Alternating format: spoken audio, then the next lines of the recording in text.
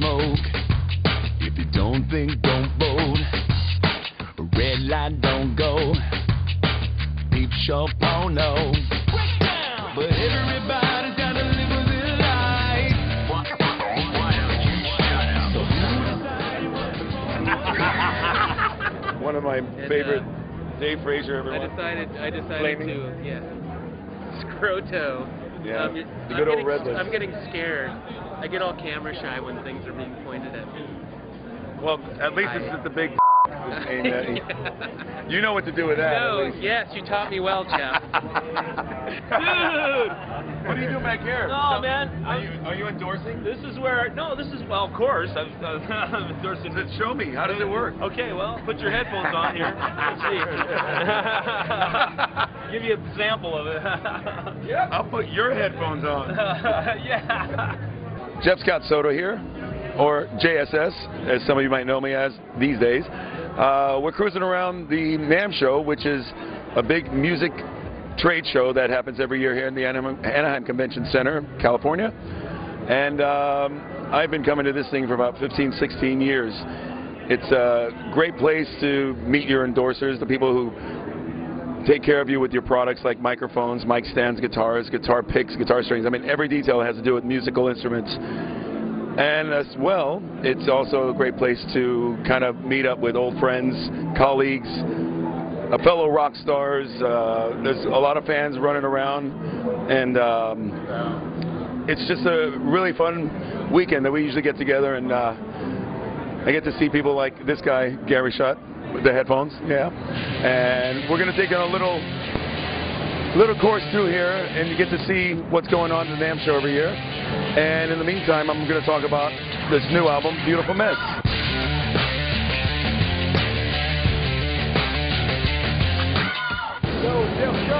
What's up? Chris McClernand, ladies and gentlemen. Hi. Former bass player of Saigon Kick. One of them. One of them. The good one. Oh, thank you. I mean, the only one as far as I'm concerned. Thank you very much. How's NAMM going for you, sir? NAMM is beautiful. Absolutely. I'm just talking about my new album. We're just adding all this extra footage, and cool. I thought I would include you in. So I'm an extra. You are an accessory. Well, you know. Yeah, well, once I get arrested, you have to bail me out. Yeah. Later, bro. Going into the actual album, I wanted to basically just start off with the fact that it's a whole new chapter in my musical life and my musical career. I really wanted something completely different from anything I've ever done before, and the whole process of writing this album started back in 2005. Just after I was done with the Soul Circus tour, I did a little solo tour, and during the course of that tour, I decided musically I wanted to challenge myself a little further and work with somebody who I really admired for many, many years, a chap named Paulo Mendonça, Swedish producer, artist, singer, songwriter, etc., genius, if you may. I contacted Paulo, and it was an immediate chemistry process. We got together and started writing songs. He started sending me music that I just fell in love with immediately, and a lot of those songs ended up on this debut album, as a matter of fact. So real quick, we'll do a little pit stop over here at Ultimate Support. This is I want to show you some of the top line custom stands they got going on. Little grenade. Look at the bottoms. The bottoms are really cool. Look how cool that is.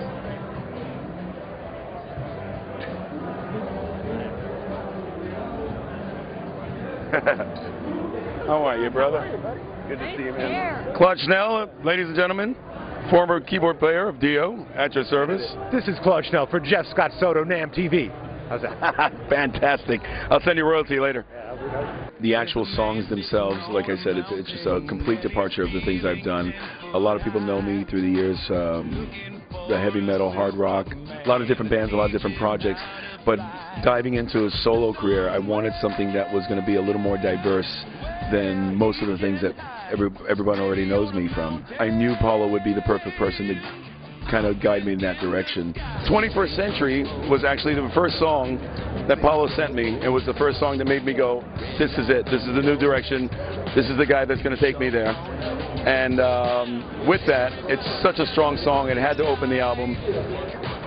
and we actually did shoot a video for it, which, once again, Gary Shutt, who basically takes care of all my video needs, as well as musician needs, is both in the video as well as producing, directing, editing, all that stuff. When we released this video, a lot of people were asking and wondering who the lineup is, because obviously for many years since I started my whole solo ride, it's been the same lineup for the most part of guys. And this time around, I wanted a different vibe. I wanted a kind of a fresh start to what this album was all about. I asked Gary to round up some of his musician friends, who happen to be some of my friends as well, people that played in several different incarnations of bands with him, and we kind of comprised a new fun JSS lineup that you're actually watching here on the video. And the vibe is all there. It's everything and more that I wanted out of this video. You can see these guys are just having a blast, and it just vibed and it just fit. Hey, are you on TV? Hey! How are you, man? Great. Doing good? Yeah. We were in Driver together. Kurt James. Yeah, from Driver days. Driver days. What's going on, man? Just doing a lot of playing, recording, producing, you know, same old thing. Same thing we all do. And you still look 22 like me. Yeah, is that great? That's beautiful. So yeah, let's get together and record again sometime. Please. Okay. Cry Me a River. I think that was probably the second song that Paulo sent me. Again, a lot of the songs on the record were pre-written before we actually started collaborating together. Most of them were sung by Paulo himself. And that's probably one of the reasons why I really dug into the songs, because I'm such a big fan of Paulo's, his voice and his playing and his writing, that it was a no-brainer that I was going to like what he was going to send me. And he knew what I wanted, so he was just sending me things out of the mega catalog that he's got under his belt that he knew would work for me. And Cry Me a River was one of those tunes, exactly. The next one, Gin and Tonic Sky, was yet another. It was an undeniable sound and vibe that I knew was 100,000% JSS. And I was so happy that song was available for me to go ahead and recover. It's such a strong song. It's one of those tunes that every time I hear it, it makes me wonder how I was so lucky to actually sing a song this good, that we obviously had to make a video for it. In fact, we actually made 2 videos for it, because for several reasons I wanted to have more of an acoustic version, and I was kind of fiddling around on the piano playing it, and a few of the staff that work with me decided to talk me into actually releasing an acoustic version of it. So with that, we've actually done a piano version of it as well as a studio version of it. And I asked Gary if we could just do 2 videos. And of course, he said yes. He says yes to basically everything I ask. So the Gin and Tonic video, we really didn't have much of a concept for. We tried to just get as much moody stuff as possible, because it's a very moody lyric. And Gary, I think, captured a lot of the essence of what that song's all about. Oh, look at this. Can anybody say big in Japan? Hey, I can. Eric Martin, ladies and gentlemen. How you doing, bro? Good. Good to see you. Tell you like what songs that I've heard and to critique them yet. Okay. I won't even ask you if you listened to the album yet. Yeah, because you were actually going to give me one. So. Well, look what I happen to have here. Awesome. Yeehaw. Hee-haw. Right on, man. Tom. You're actually in one of the videos. We did a few videos for the album. It's just like footage, backstage footage at the Barf, was it? In Connecticut? The Independence gig. Oh. Just backstage, it's like you and Gary goofing off or whatever. It's like a little many caddies in it. And oh man, good. Thanks for representing the Bay Area, man. That doesn't need to be listened to. You're not going to add that.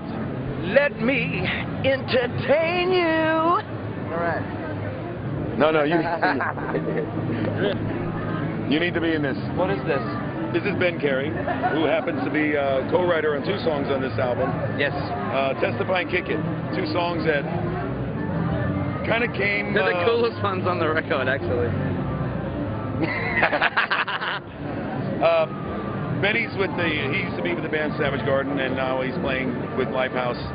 And one of the things that he wanted to do was kind of branch out as a songwriter. So he came to me and said, hey, you know, I got a couple songs, see if you could do something with them.